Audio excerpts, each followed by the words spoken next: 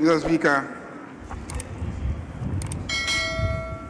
I just want to communicate to the House that this morning the Right Honourable Speaker delivered a very erudite lecture at the Ghana School of Law on the occasion of the 150th anniversary of the Supreme Court of Ghana. I believe many of us watched on TV and some of our colleagues were there. And I want to, on behalf of the House, commend the Speaker highly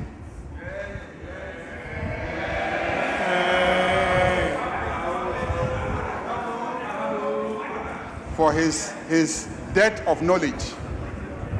And indeed, it wasn't just knowledge from reading the Constitution, but knowledge from being part of the architects of the Constitution, and knowledge from having practiced the Constitution since it came into being. And so I urge colleagues to look for a copy of the lecture and read it, because it will definitely guide all of us who today are responsible for implementing the Constitution. So, Mr. Speaker, on behalf of the House, I want to express our commendation for such a very erudite statement on the Constitution and the Supreme Court on the occasion of the 150th anniversary of the Supreme Court. So, Speaker, we're about to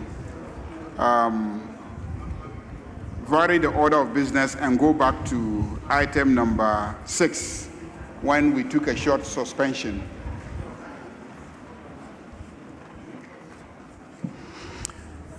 Honorable members, let me thank the Majority Leader for the commendation. I receive it with all humility, and I'm happy that Parliament rose up to the occasion. It was the third in the series of the lectures. The first was in Cape Coast, the second was in Kumasi, and the finale here in Accra, which I delivered. Please, it's full of a lot of information, law and governance in particular. A bit of history too is good for you. So I thank you so much for it. Let me move on to the business of the day. As he stated, the House got to item 6 on the order paper, which is statements. And at page 4 of the order paper, you can see item 6, statements, is there. Media review of the budget statement and economic policy of the government of Ghana for the 2026 financial year. The Minister of Finance is available to deliver the statement for and on behalf of His Excellency the President. So the Minister may assume his seat, and I think it's proper for the Majority Leader to usher him in.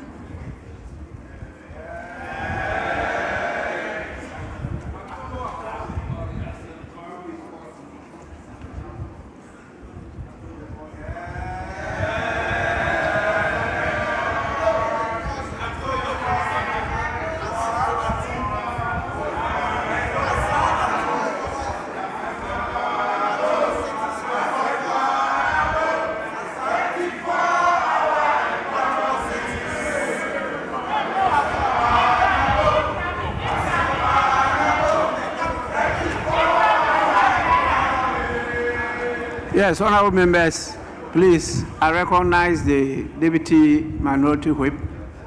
He's on his feet. Let me give him the opportunity. Thank you, Mr. Speaker. Mr. Speaker, with the application made by the Majority Leader, he said item 6, statements. And Mr. Speaker, I want to draw the attention of the maker of this statement to Order 91.2.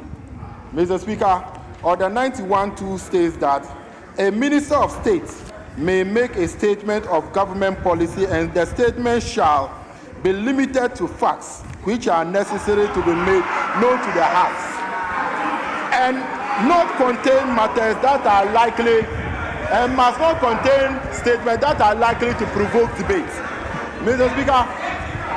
Speaker, I'm drawing the minister's attention because you must limit yourself to 91.2a, that you should limit it to facts.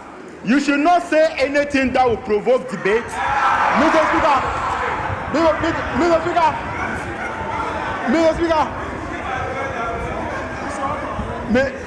Mr. Speaker, because the finance minister, upon entering the chamber, is showing a particular brown bag, of which we don't know what is contained in the brown bag. And minister, don't come and ask of any money, because we will not give you 1 kobo. We won't give you any 1 kobo, Mr. Speaker. So if the minister is not limiting himself to facts, we will draw your attention and will raise the necessary issues with regards to the statement that. So I thank you, Mr. Speaker, and he should comply by that. Yes, Majority Leader. Yes, Mr. Speaker. Mr. Speaker, it is important that in this House we continuously educate ourselves. I do agree that it is a statement, and most statements by ministers are governed by Order 91. But you have forgotten that this House passed the Public Financial Management Act. And the Public Financial Management Act is the legislation that has directed that the minister comes to this House to present a mid-year review. And in that act, Section 28, it itemizes the things that he must come and account for. Some of those may be contentious. Some of those may provoke debate. But we passed a law and said he must come and present on all those matters. So you cannot restrict him to only the provisions of Order 91. So go and read the Public Financial Management Act and be guided by that one.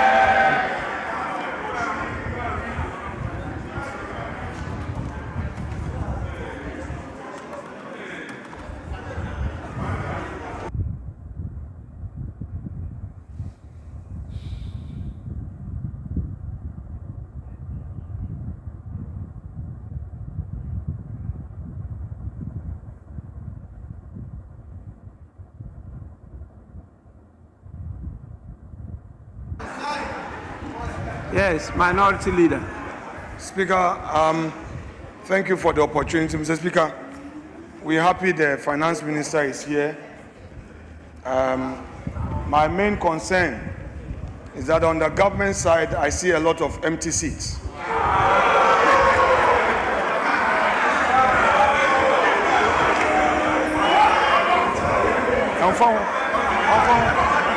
I'm in opposition. Mr. Speaker, this tells us how government side takes this budget. Mr. Speaker, all ministers are supposed to be here. Mr. Speaker, I can count the number of cabinet ministers here. Mr. Speaker, cabinet ministers are supposed to be here and listen to the finance minister. But Mr. Speaker, it's okay. We are here to listen to him.